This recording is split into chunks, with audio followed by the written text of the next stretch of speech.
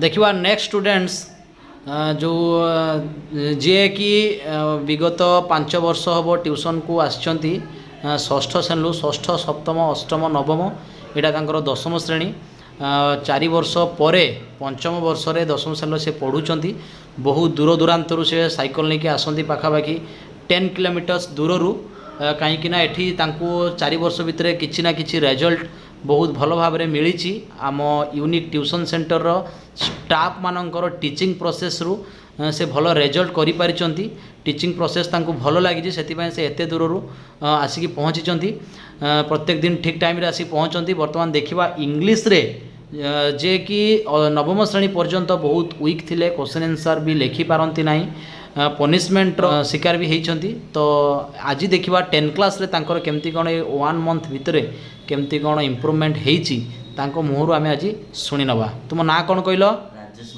राजेश मंगल बहुत बढ़िया।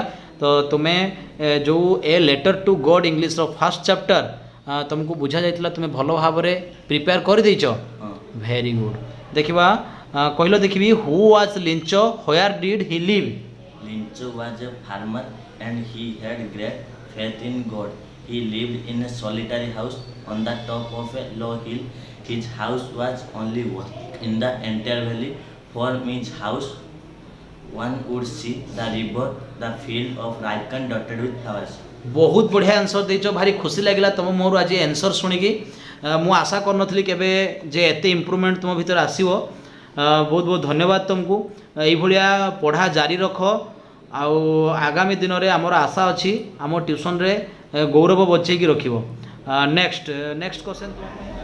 Why did Lincho's field look white after the storm?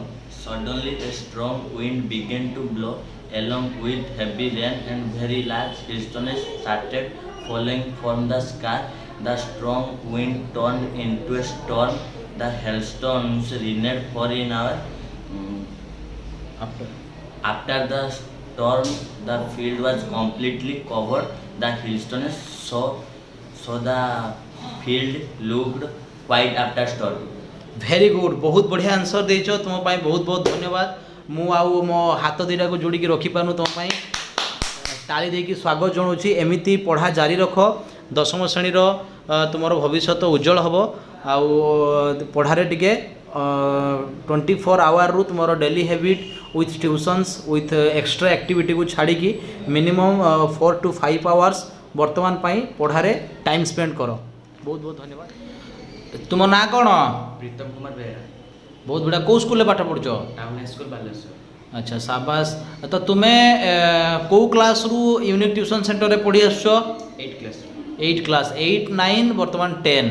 अच्छा ए लेटर टू गॉड भल भाव में प्रिपेरेसन सरी जाइए? भल भाव में बुझी पारछ? बहुत बढ़िया। देखा कहल देखा फास्ट क्वेश्चन तुमको पचारुची। Who was Lincho where did he live? Lincho was a farmer and he had great faith in God. He lived in a solitary house on the top of a low hill. His house was only one in the entire valley. From his house, one could see river and the field of ripe corn dotted with the flowers. Fabulous answer देइचंदी। चमत्कार। बहुत बढ़िया answer देइचंदी। देखिबा आउ गोटे question ताको मोर सुनवा। Second question. Why did Lincho's field look white after the storm? Suddenly a strong wind began to blow along with heavy rain and very large hailstone falling from the sky. The strong wind turned into a storm. The hailstone rained for an hour. After the storm, the field was completely covered. With the hailstones. So the field looked white after the storm. बढ़िया answer देइचंदी। बहुत बहुत धन्यवाद तांको पई। तांकर प्रचेष्टा एमती जारी रहू। आगामी दिन में मंथली टेस्ट केमिति कोन कृतकार्य हो पारछंती आमे देखिबा लाइव आपण मान सामने आमे वीडियो जरिया रे जणैबू। देखो लास्ट क्वेश्चन मु गोटे तांको मुहरु सुनिया पई चाहूची। देखिबा से प्रिपेयर हेइचंती कि नाही। What did Lincho say about the rain drops? Lincho's field needed a soil of rain for a good harvest. He was waiting for it. When the big drops rain began to fall, he was sure that he is going to get a good harvest. So out of joy, Linchos considered the raindrops with new coins. बढ़िया answer देइचंती। ताको पई बहुत बहुत धन्यवाद।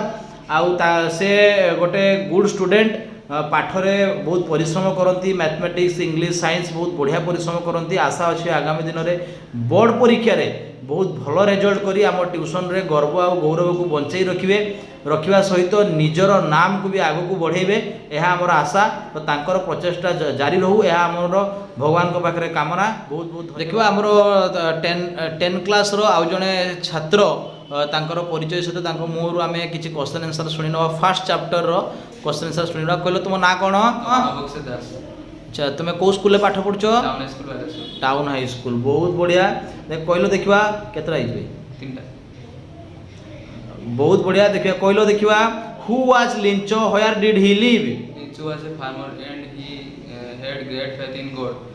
He lived in a solitary house on the top of a low hill. His house was only one in the entire valley.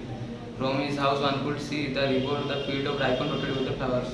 बहुत बढ़िया answer देइछन्ती बहुत बहुत धन्यवाद से आगुर बहुत वीक थिले पिलाटी पाठ पढ़ारे माने ध्यान रहु नथिला क्वेश्चन आंसर केबे लेखिकी दियंतिनी बट एबे कंसंट्रेशन पावर तांकर बढ़ी गलानी तो मते लागुची आगो को बहुत बढ़िया इंप्रूवमेंट से करिवे देखियो आ गुटे क्वेश्चन तांको मोहरु सुनबा why did Lincho's field look white after the storm Suddenly a strong wind began to blow along with heavy rain and large hailstones started falling from the sky. The strong wind turned it into a storm. The hailstone rained for an hour. After the storm, the field was completely covered with the hailstone. So the field looked white after the storm. वाह perfectly fabulous बहुत बढ़िया answer देइछन्ती बहुत बहुत धन्यवाद तुमको देखिबा आ गुटे क्वेश्चन पचारिबा what did Lincho say about the rain drops Lincho's field needed a shower of rain for a good harvest. He was waiting for it. When the big drop of rain began to fall, he is sure that he is going to get a good harvest.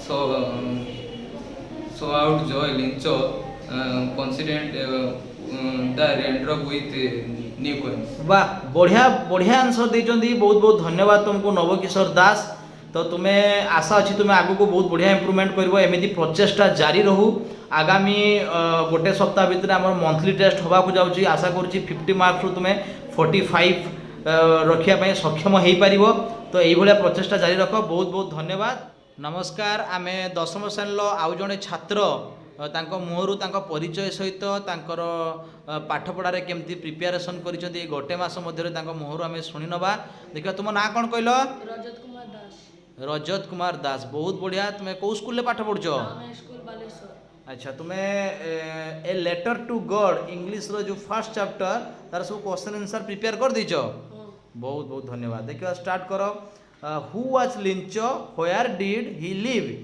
Lincho was a farmer and he had great faith in God. He lived in a solitary house on the top of a low hill. His house was only one in the entire valley. From his house one could see the river and the field of ripe grown dotted with the flowers. बहुत बढ़िया answer देइछन्ती बहुत बहुत धन्यवाद मु केबे आशा करनथली जे तुम मोहरु एभलिया सठिक answer सुनिबा को मिलियो बोली बहुत बहुत धन्यवाद।